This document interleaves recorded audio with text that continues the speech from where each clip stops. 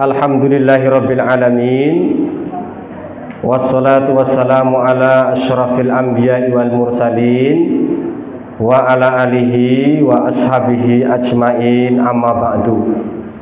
Ma'asyiral muslimin, jamaah salat maghrib Masjid At-Taqwa, Bapak Ibu kaum muslimin muslimat, hadirin wal hadirat yang saya hormati, sekaligus saya banggakan. Saya saat dikontak oleh Pak Harto, saya melihat riwayat percakapan, dan alhamdulillah kita pada sore hari ini itu memasuki bab tawakal, hadis yang ke-80 ya. Kemarin 79 tentang tawakalnya model manuk atau burung. Ketika burung itu di pagi hari dia keluar dari sangkarnya, dari kandangnya, dari rumahnya dalam keadaan perut kosong, namun kemudian di sore hari ia kembali ke rumahnya itu dalam kondisi perutnya itu terisi, artinya sudah kenyang. Berangkat lapar, nanti pulang kenyang. Ya, kayaknya kita juga sama. Ya, berangkatnya tadi lapar, nanti pulang kenyang. Karena di sana saya lihat ada manci gede, kuali. Ya, itu hanya bercanda saja. Ya, itu just kidding. But is went through. Ya, I don't know. Ya, Pak. Jadi kita saat ini akan membaca hadis yang ke-80. Nah, maaf nggih Bapak dan Ibu, saya tidak tahu Bapak dan Ibu sudah mengamalkan hadis ini atau belum. Jangan-jangan Bapak dan Ibu taunya cuman bismikallahumma ahya wa bismika amutu, hanya itu saja. Ternyata Bapak dan Ibu, nanti kita ada satu pengetahuan baru. Kalau memang Bapak Ibu hanya mengamalkan doa bismika Allahumma itu saja, nanti ada doa sebelum tidur yang diajarkan oleh Rasulullah. Status hadisnya itu muttafaqun alaihi, ya. Status hadisnya itu muttafaqun alaihi. Nanti Bapak Ibu silakan yang bawa pulpen diterjemahke mboten napa-napa, sing mboten nggih dieling-eling. Hadis yang ke-80, hadis nomor 80 dari kitab Riyadhus Shalihin, atau hadis nomor 7 dari bab tawakal, al-yakin wa tawakul. An Abi Umarah Al-Barra bin Azib radhiyallahu anhuma, dari Umarah Al-Barra bin Azib radhiyallahu anhuma qala. Jadi Umarah ini berkata, qala Rasulullah sallallahu alaihi wasallam, Rasulullah sallallahu alaihi wasallam bersabda. Nah, sabdanya ini, ya fulan, wahai fulan, idza awaita ila firasika, kalau kamu hendak menuju tempat tidurmu, hendak tidur, fakul, maka ucapkanlah doa ini. Kalau kamu hendak tidur, ucapkanlah doa ini. Coba kita baca satu kali saja secara bersama-sama.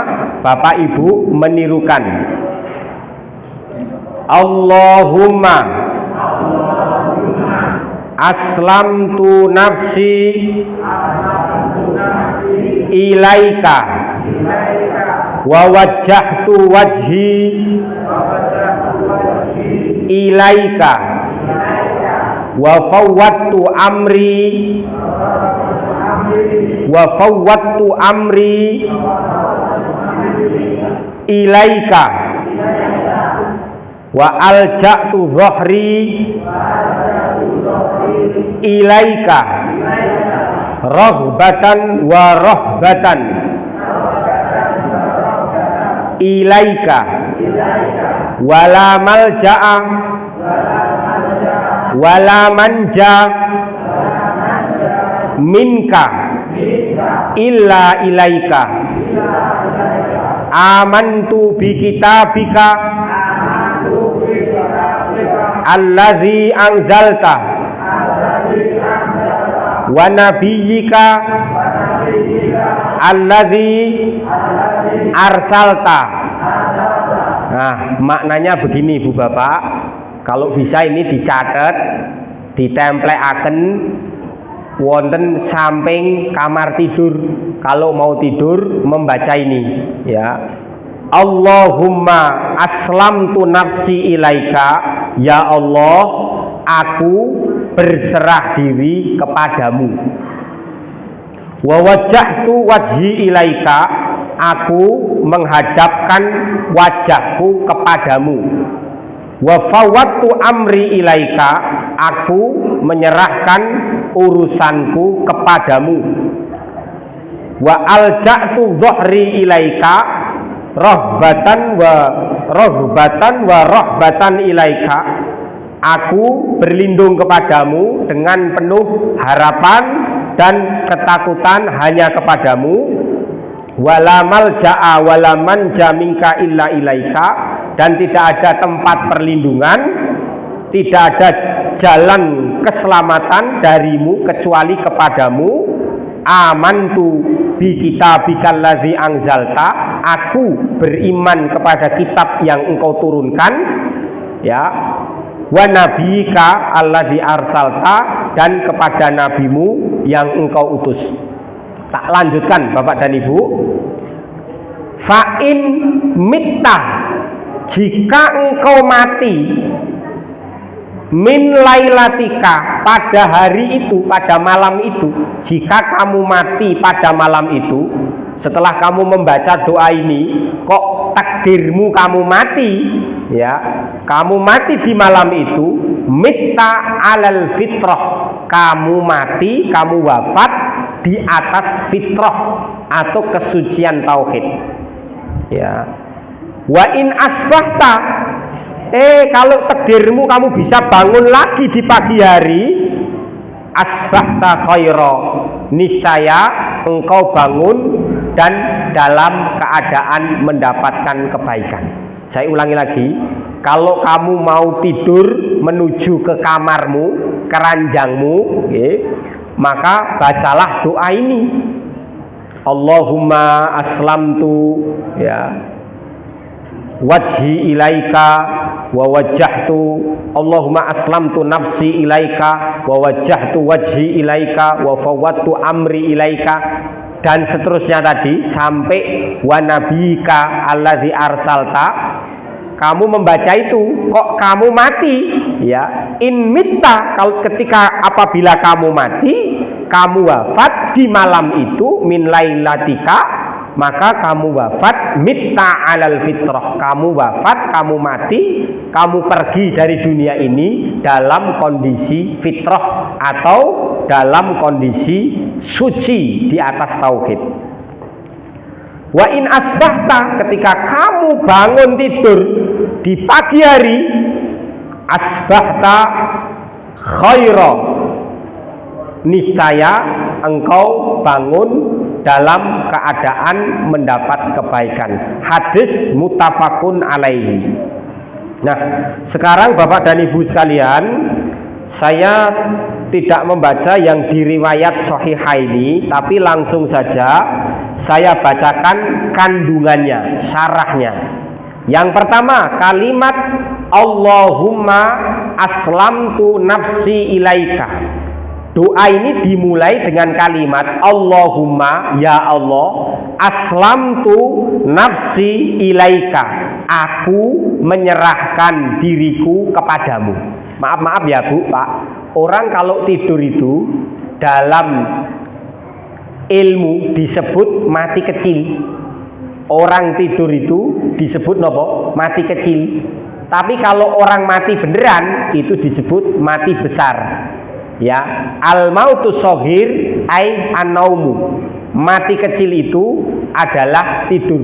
Maka ketika orang tidur, kita betul-betul menyerahkan diri kita secara total tawakal secara total, kita serahkan jiwa raga kita kepada Allah Subhanahu wa taala. Allahumma aslamtu nafsi ilaika. Ya Allah, aku serahkan diriku kepadamu. Kalimat ini Pak, awal doa ini, kalimat ini mencerminkan sikap bergantung total kepada Allah, kepercayaan penuh kepada Allah dalam mengelola kehidupan dan nasib kita sebagai seorang hamba. Jadi kita itu diajarkan agar setelah melakukan ikhtiar, ya, melakukan segala usaha, keputusan akhir itu sepenuhnya berada di tangan Allah. Maka Pak Harto yang guru bahasa Inggris, kita paham dalam adagium bahasa Inggris itu ada unen-unen, man purposes, God disposes. Al insanu bitafkir, wallahu bitakdir. Man purposes, manusia itu bisa membuat planning, perencanaan, bisa membuat sketsa hidup, ya. God disposes, wallahu bitakdir. Sementara Allah itu yang punya takdir. Maaf, mungkin Pak Dwi juga kenal Pak Kualiti Abdul Qadir. Itu dulu anggota DPR di Jawa Tengah, DPR di Jawa Tengah. Lah ini masuk periode kedua, beliau itu terpilih lagi. Tapi qadarullah, sebelum Oktober itu beliau dilantik, 1 bulan sebelumnya beliau sudah dipundhut oleh Allah. Jadi yang beruntung PAW-nya Pak, apa istilahnya? Yang mungkin urutan nomor 2 kali ya. Itu beruntung. Pak Abdul Qadir meninggal dunia, terus digantikan urutan bawahnya itu. Tapi itu mekanisme kepartean, saya tidak paham. Yang jelas manusia itu bisa merencanakan, namun Allah lah yang punya takdir. Di tangan Allah lah takdir. Tidak ada tempat bersandar yang lebih aman selain kepada Allah. Ya, tadi saya sama istri saya itu pergi. Istri saya tinggal di Pandian karena lagi berhalangan. Itu saya mau pergi, sudah dikunci rumahnya. Tangan kanan saya ini mendemok, mendemok itu memegang gagang pintu sambil berdoa, bismillahi tawakkaltu ala Allah. Saya bertawakal kepada Allah. Artinya rumah ini saya tinggal, ya saya pasrahkan pada Allah, saya titipkan pada Allah, saya sandarkan pada Allah. Ada apa-apa dah itu Allah yang jaga, ya.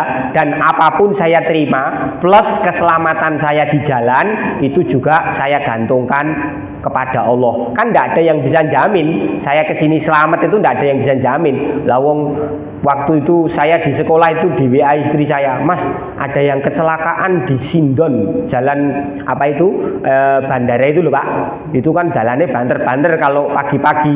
Itu ternyata anak SMA 1 ya ngemplak, kecelakaan Pak. Dan waktu pulang, istri saya pulang, geteh itu bahasa Indonesia itu darahnya itu masih basah, belum hilang, di jalan itu masih ada Pak. Tidak ada yang bisa menjamin keselamatan kita di dunia ini. Dalam konteks kehidupan modern, nah ini saya ambil ini Bapak dan Ibu sekalian, nanti saya terangkan yang ini. Ini saya gambarkan relevansi. Relevansi itu hubungan, ya, atau kaitan hadis ini dengan kehidupan modern. Nanti saya terangkan sebentar yang gambar ini. Tadi saya menggambar konsep ini dengan sederhana. Moga-moga Bapak Ibu nanti bisa menangkap mind map atau peta konsep dari pelajaran Riyadhus Shalihin bab tawakal hadis yang ke-80.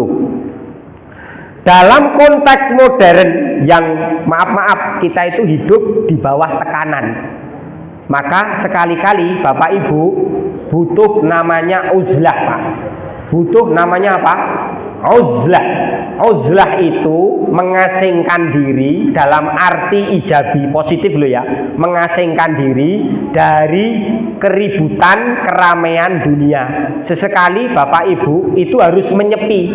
menyendiri, menyepi, menjauh dari keramaian. Maaf ya, orang yang sering datang ke rame-rame, ada konser rame-rame datang, ada bazar datang, ada layar tancap datang, rame-rame apa gitu, geger-geger telek lincung datang lagi. Lah, maaf, orang yang seperti itu Pak, justru hatinya itu kesepian. Orang yang sering berkerumun datang ke keramaian itu hatinya kesepian. Malahan orang yang berkhalwat melakukan penyendirian, bersemedi, menyendiri untuk Tuhannya, menyendiri mengingat Tuhannya, dengan menyebut nama-nama Tuhannya, hatinya itu diramaikan. Hatinya itu diramaikan. Dicoba saja Pak. Nabi Musa alaihissalam, ala sabilil misal, contoh saja. Nabi Musa melakukan pengasingan di Bukit Tur selama 30 hari, ditambah 10 jadi 40 hari. Arba'ina lailatan, 40 malam. Akhirnya Nabi Musa mendapatkan petunjuk berupa Taurat. Nabi kita, Nabi Muhammad itu juga sama, mendapatkan wahyu petunjuk setelah beliau melakukan penyendirian, pertapaan, kontemplasi, ya, menyendiri dari keramaian ini. Sebabnya apa? Karena memang keramaian dunia inilah yang membuat kita itu pusing. Manusia pusing, stres itu, depresi, itu karena umuri dunia, la umuril akhirah. Itu karena perkara dunia, bukan karena perkara akhirat. Kita itu mengalami tekanan Pak, otak kita ini mengalami tekanan, depresi yang luar biasa, mumet yang luar biasa. Kalau istilah kita itu ya budrek. Kita itu budrek itu sebabnya urusan perkara dunia. Apa ada Pak sholat 5 waktu bikin budrek? Di sini ada enggak kira-kira sholat 5 waktu terus jadi stres gitu? Stres goro-goro sholat, ada enggak? Enggak ada Pak. Kita itu stresnya itu gara-gara apa? Mikir dunia, mikir perkara dunia, utangnya rampung-rampung, kreditannya tambah akeh karena ada pay later. Lah sekarang kalau belanja itu udah Pak, belanja ya Pak ya. Pay later itu bayari carry, barangnya dhisik tapi bayari carry. Lah akhirnya orang budrek, orang mumet Pak. Kalau Bapak Ibu mau mendapatkan kedamaian abadi, ya, coba lakukan pengasingan. Saya tidak tanya pada Pak Harto atau yang sudah senior, mungkin beliau-beliau itu sering melakukan pengasingan diri, ya, jam 2 itu mengasingkan diri, bangun sendirian, ya, di dalam keheningan malam, keheningan pagi, dini hari, melakukan kontemplasi, relaksasi, akhirnya hatinya nyaman, hatinya rame. Tapi justru orang yang gendaan kayak Bu, dangdutan moro, konser moro, ketoke rame tapi batinnya kesepian.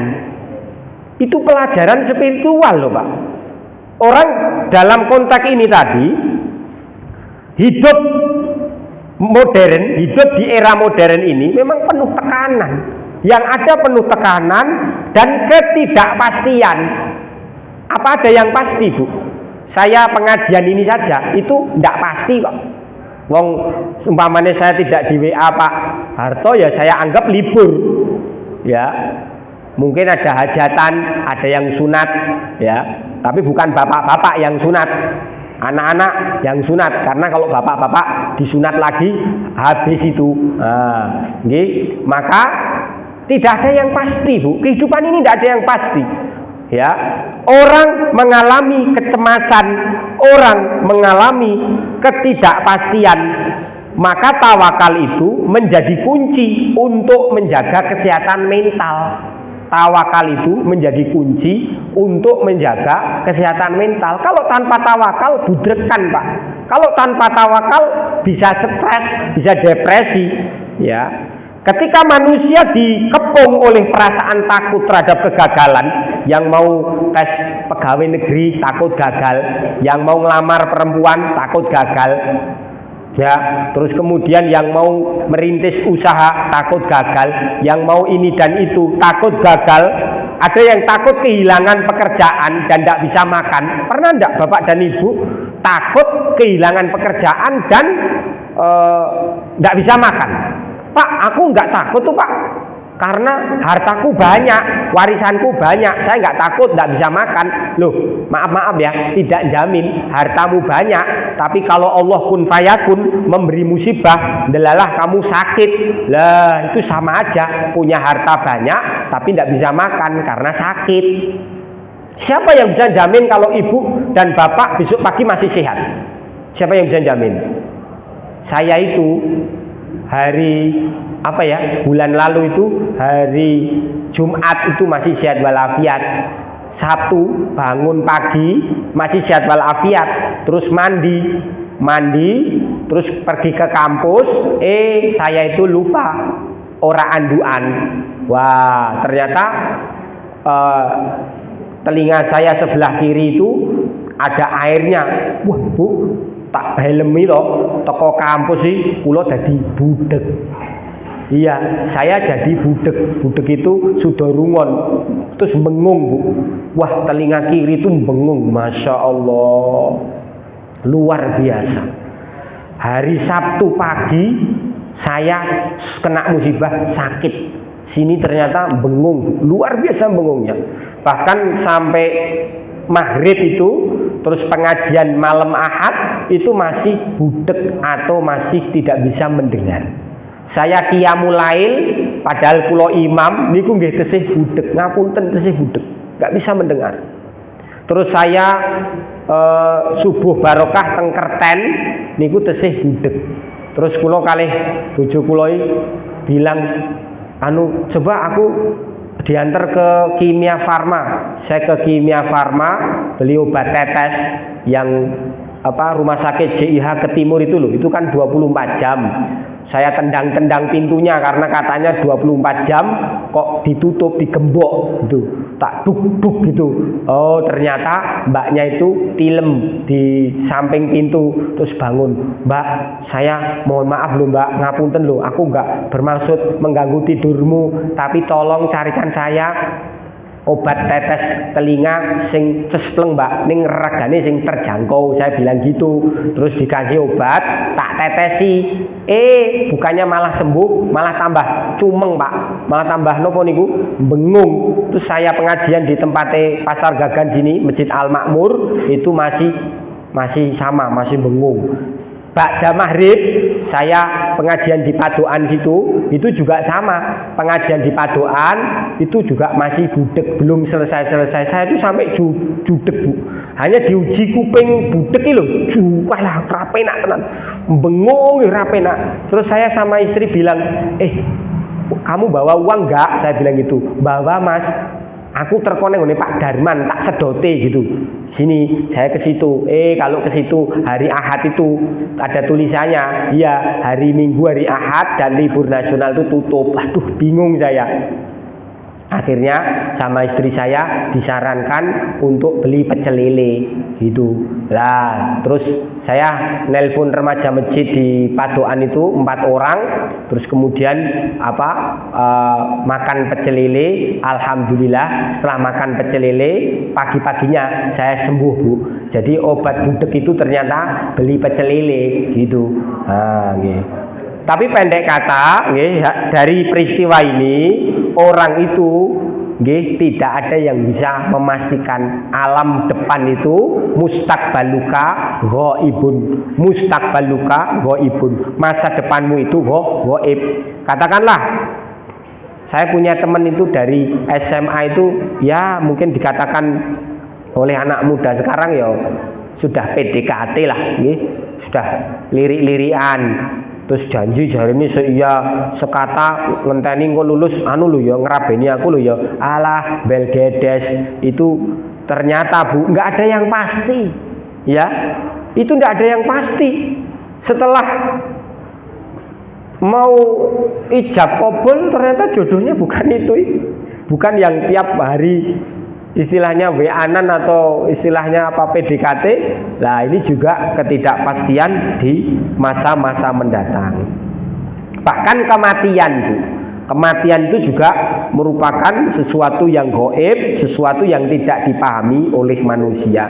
Kemudian kalimat yang kedua, coba Ibu cek di sini kalimat yang kedua, wa fawwatu amri ilaika, wa alja'tu dhahri ilaika. Aku menyerahkan urusanku kepadamu dan aku bersandar kepadamu. Lah, kalimat ini mengajarkan soal keterbatasan manusia. Buh, ilmumu dhuwur, kamu pinter, ya toh, kamu kuat, kamu kaya, tapi kita itu punya keterbatasan. Manusia itu punya keterbatasan dalam mengatur hidupnya sendiri. Seberapapun ikhtiar dan usaha manusia, hasil akhirnya tetap di luar kendali manusia. Emang bisa, Pak? Manusia mengendalikan hasil akhir? Tidak bisa. Ya, sudah katakanlah sinau metenteng apalan, ya menulis, ya murojaah, ya latihan soal-soal, ya terus nggarap soal, alhamdulillah ngerumangsane iso. Tapi waktu hasil pengumuman, siapa yang bisa mengendalikan hasil itu, Pak? Siapa yang bisa mengendalikan hasil itu? Bapak Ibu pernah nonton film PPT, film Para Pencari Tuhan, di mana Azam dan Ayah, salah seorang pengusaha percetakan yang mencetak ribuan, mungkin bisa puluhan ribu eksemplar mushaf Al-Quran, hanya gara-gara apa, Pak? Layouter sudah melakukan tugasnya, editor sudah melakukan tugasnya, sudah betul, fix betul, cetak, sudah di apa istilahnya, Pak, di convert ke file PDF ya, yang tidak biar dikunci itu loh, biar tidak berubah-ubah itu loh. Akhirnya, Pak, mohon maaf, waktu nyetak, ya, waktu nyetak yang pertama ada semut nempel di huruf Bismillahirrahmanirrahim, him, ada semut nempel di bawah huruf ha, himnya itu Bismillahirrahmanirrahim, jadi Bismillahirrahmanirrahim. Akhirnya ribuan Quran tercetak salah loh, Pak.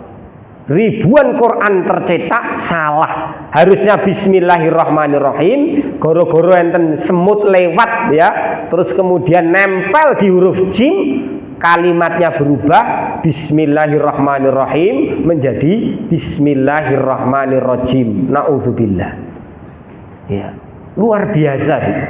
Jadi tidak ada orang itu ya yang bisa mengendalikan hasilnya. Hasil akhir itu tidak bisa dikendalikan oleh manusia. Meskipun manusia sudah berikhtiar, itu kan orang mau nyetak buku itu kan prosesnya banyak toh, Bu. Editor aja, editor buku itu 3 orang loh. Belum lagi di-scan pakai, kalau sekarang ada mesin robot, di-scan pakai mesin robot, ejaannya yang salah mana. Pas waktu nyetak gitu loh, Bu. Itu cetakan pertama yang akan menjadi model untuk cetakan-cetakan berikutnya, ada semut yang jatuh kemudian nempel di huruf H, salah semuanya. Terus yang terakhir, Bapak dan Ibu, wa amantu bi kitabikal ladzi anzalta wa nabiyyika alladzi arsalta.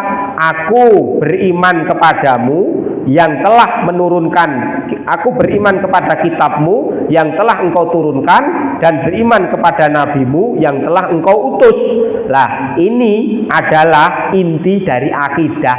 Kita berikrar lagi tentang tauhid kita. Coba sekarang dicek di kertas ini, di lembaran yang satu lembar ini, relevansi hadis dalam kehidupan modern. Cek dulu, Bu.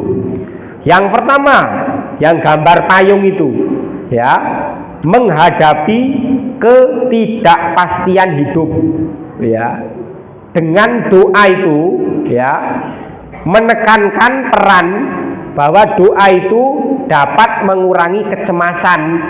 Doa itu dapat mengurangi kecemasan, kekhawatiran, dan menemukan ketenangan. Kalau angin gede, ibu bapak berdoa enggak? Angin gede 2 hari yang lalu, udan, atau seminggu yang lalu, pas waktu hari Senin, itu kan anginnya gede, udan deres gitu, walah ngeri, petir, ya.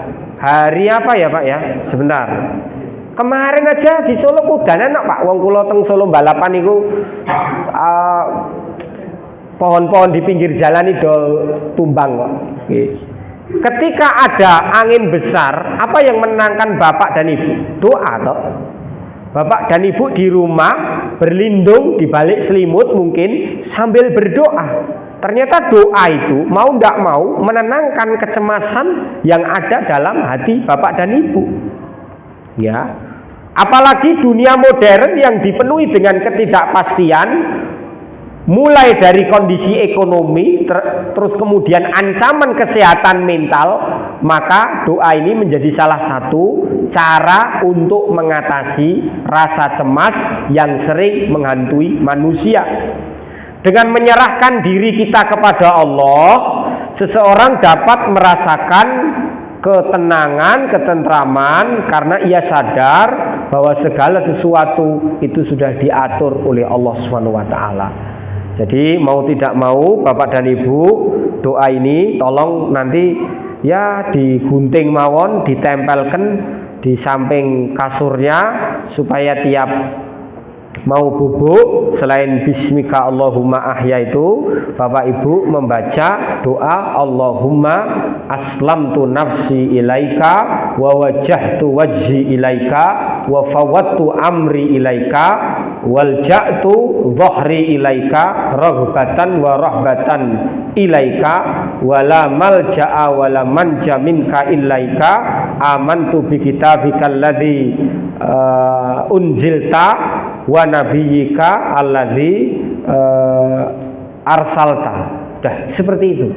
Ya, nanti kalau lama-lama Bapak Ibu hafal. Kemudian yang kedua, membangun rutinitas spiritual.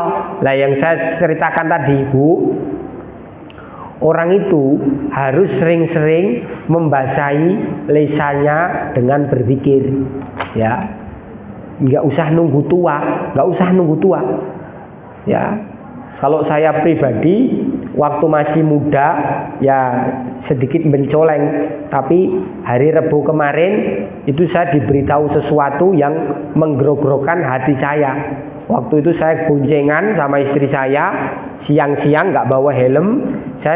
Istri saya itu kaget, ternyata di kepala saya itu sudah ada ubannya. Iya, wah, gara-gara diberitahu gitu, Bu, saya itu bicara sama hati saya sendiri. Ya kalau begitu saya ndak usah neko-neko dalam hidup ini, karena sudah tua. Kalau udah tua itu sadar diri.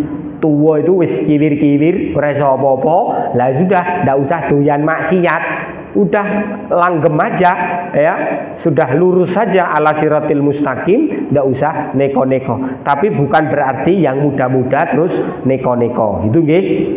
Membangun rutinitas spiritual, praktek spiritual, zikir itu memperkuat keyakinan kita, Pak, memperkuat iman kita. Maka maksurat itu jangan lupa untuk dibaca di pagi hari maupun di sore hari, ya. Maksurat itu loh, Bu, ya, doa pagi dan petang. Nanti tumbas di Darus itu Rp3.000, bukunya kecil segini, itu jenengan bawa terus diamalkan kalau pagi dan sore membaca itu. Kemudian yang ketiga adalah menanamkan nilai tauhid dalam kehidupan sehari-hari, terutama kepada keluarga, anak dan istri kita, ya. Fokus mengajarkan anak untuk mengingat dan bergantung kepada Allah. Maka kalau Bapak Ibu membaca buku-buku Ibnu Sina itu selain ahli kedokteran ya Mas ya, Ibnu Sina itu ahli filsafat, terutama di bidang filsafat pendidikan.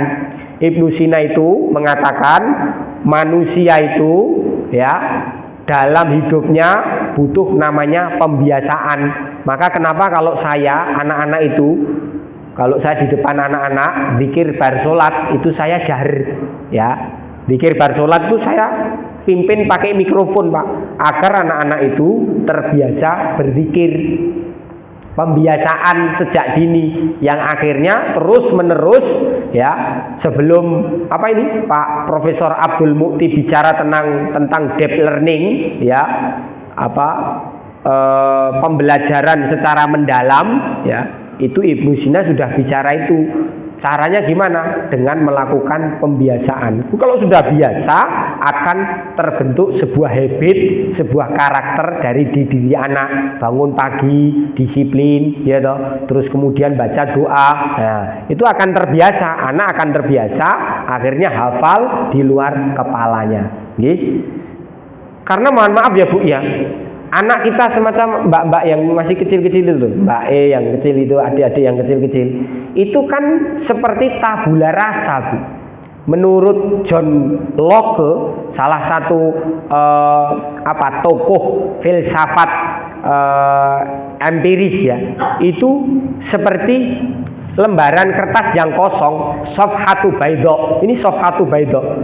Jadi menurut John Locke, manusia itu seperti kertas kosong. Ini loh, kertas kosong, tidak ada apa-apanya. Yang mengisi kertas kosong ini adalah pengalaman manusia, baik yang langsung maupun yang tidak langsung. Ya, pengalaman yang langsung berupa mungkin Bapak Ibu pernah kepleset, terus besok tidak kepleset, itu pengalaman langsung. Terus ada juga pengalaman tidak langsung, refleksi, baik dari pengalamannya sendiri atau refleksi dari pengalaman orang lain. Oh, kemarin tetangga saya kepleset di sana. Akhirnya di sini ada refleksi. Oh ya udah, kalau gitu aku lewat di sana hati-hati. Akhirnya aku tidak kepleset gitu loh Pak. Nah, seperti itu. Orang harus melakukan pembiasaan untuk menanamkan nilai-nilai tauhid, terutama pada anak dan istri kita. Kemudian yang keempat atau yang terakhir adalah memelihara kesehatan mental. Nih, orang yang sedang ruku ini itu memelihara kesehatan mental. Manfaat doa dalam meningkatkan kesejahteraan mental, kesehatan mental. Orang ketika banyak berdoa, depresinya turun, mumetnya, budreknya itu turun, berzikir, budreknya turun. Dicoba aja Bu, saat kita budrek, mumet, galau, coba baca Allah, Allah, Allah, ya. Atau baca sholawat Nabi, Assalamu alaika ya Habiballah, Assalamu alaika ya Rasulullah, Assalamu alaika ya Nabi Allah, gitu. Dicoba sholawat lah, atau baca Allahumma sholli ala Muhammad, Allahumma sholli ala Muhammad, gitu. Karena dengan menyebut nama Allah dan Muhammad itulah hati kita menjadi tenang, ya, berkuranglah beban hidup itu, ya. Oke. Yang terakhir Bapak dan Ibu, coba kita kesimpulannya ini, ya. Doa ini yang Bapak Ibu di depan sudah bisa membaca, itu adalah doa yang sederhana namun penuh dengan nilai-nilai spiritual. Ya, paragraf yang terakhir, paragraf kedua sebelum terakhir itu. Doa ini bukan sekedar rangkaian kalimat yang hanya diucapkan menjelang tidur, tapi ini merupakan sebuah pedoman hidup yang mengajarkan umat Islam untuk bersikap menyerahkan diri secara sepenuhnya kepada Allah Subhanahu wa taala. Badan ini milik Allah, tubuh ini milik Allah, ruh ini milik Allah, dan besok akan kembali kepada Allah. Irji'i ila rabbiki radhiyatam mardiyah. Ya, kamu pulanglah wahai ruh, jiwa-jiwa yang tenang, pulanglah kepada Tuhanmu, karena memang ruh ini miliknya Allah, bukan milik kita. Dalam kehidupan modern yang penuh dengan distraksi, penuh dengan tekanan, penuh dengan tantangan, penuh dengan kebudrekan, doa ini merupakan oase spiritual yang bisa menenangkan hati dan pikiran. Saya katakan oase Bu, cobalah ibu bapak kan ketika dikiran mungkin sak puteran, rong puteran, subhanallah, subhanallah, nyaman Bu. Apa meneh jenengan iku omahe pinggir dalan nggih, bisa ngelihat sepeda lalu lalang pagi-pagi sambil melihat orang nyambut gawe mungkin yang sudah pensiun, sambil Allah gitu. Melihat sawah Allah gitu. Atau melihat duitnya jenengan yang mungkin tidak habis-habis Allah gitu ya tidak apa-apa ya. Yang jelas kebesaran Allah itu di atas segalanya. Kebesaran Allah di atas segalanya. Bu, tidak ada yang pasti kok. Apakah ibu kan gini, kenapa kita harus rutin tadi zikir itu, kenapa rutin? Tidak ada orang yang bisa memastikan ketika kita meninggal nanti ucapan apa yang kita ucapkan, kalimat apa yang kita lafalkan. Bukankah kita ingin mati dalam kondisi husnul khotimah, mati dengan menyebut nama Tuhan kita, menyebut nama kekasih kita Nabi Muhammad, la ilaha illallah Muhammad Rasulullah. Oleh sebab itu ya, hati dan pikiran kita tenang, dan dengan mengamalkan hadis ini seorang muslim bukan hanya mendapatkan keutamaan dunia, tenang di dunia saja, tapi juga mendapatkan keutamaan di akhirat. Tadi loh Pak, idza mitta, kalau kamu mati, delalah kamu baca ini kok mati ora tangi, esuk-esuk ora tangi gitu. Mitta ala al-fitrah, kamu mati dalam kondisi fitrah, kesucian dalam bertauhid. Wa in asbahta, kalau memang kamu nanti bisa bangun pagi, asbahta khaira, kamu bangun pagi mendapatkan kebaikan, sehat walafiat, badannya bugar gitu ya, tidak sakit-sakitan. Itu saja yang bisa saya sampaikan. Mungkin ada pertanyaan Bapak dan Ibu sekalian? Kalau tidak ada, saya cukupkan sekian. Moga-moga yang sedikit ini bisa bermanfaat untuk Bapak dan Ibu sekalian. Kalau mau ini loh Bu, yang Arabnya ini loh Bu, sarahnya cuma segini saja. Wa fi hadzal hadithi fadlul istislami wa tafwidi wal ilja'i ilallahi azza wa jalla. Hadis ini menunjukkan tentang keutamaan berserah diri kepada Allah dan bertawakal kepada Allah dan berlindung kepada Allah dari segala macam harapan dan rasa takut. Syarahnya hanya gitu saja di Riyadhus Shalihin ya. Nanti dibaca syarah yang lain. Kalau dari pengarangnya ya segitu saja. Yang bisa saya sampaikan itu Pak Harto dan rekan-rekan sekalian, moga-moga bermanfaat. Akhirul kalam, billahi taufik wal hidayah wa ridha wal inayah. Wallahul muwaffiq ila aqwamit thoriq. Wassalamualaikum warahmatullahi wabarakatuh.